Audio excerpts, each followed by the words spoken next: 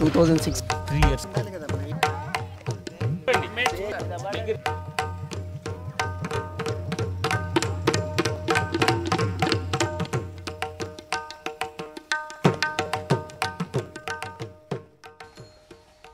Menupadu village in Andhra Pradesh saw villagers uniting to demand transparency in implementation of MGNREGS.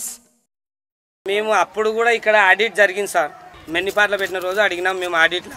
10 రోజులు చేసిన వాళ్ళవి, 3 వారాలు చేసిన వాళ్ళవి, 15 రోజులు చేసిన వాళ్ళవి, వారం చేసిన వాళ్ళవి పైసలు కొంతమందికి ఈ ఊర్లో పోస్టర్లో కూడా డబ్బులు వచ్చలేవు. వాళ్ళు పని చేసిన లేబరు అక్కడ అడిగితే అవి కంప్యూటర్లో ఎగిరిపోయినవి అని ఫీల్డ్ అసిస్టెంట్లు గారు మళ్ళీ వచ్చిన టెక్నికల్ అసిస్టెంట్లు వాళ్ళు చెప్పడం జరిగింది.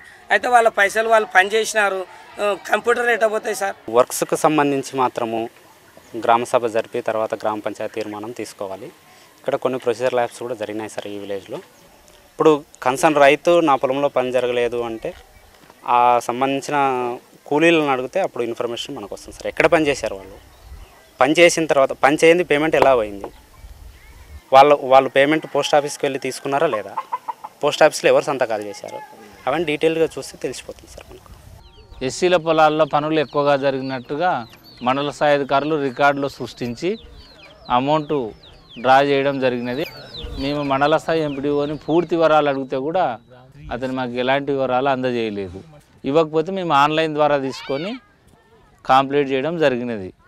మేము జిల్లా స్థాయి అధికారులకు తెలియజేసినాము, మరియు రాష్ట్ర స్థాయి అధికారులకు తెలియజేసినాము.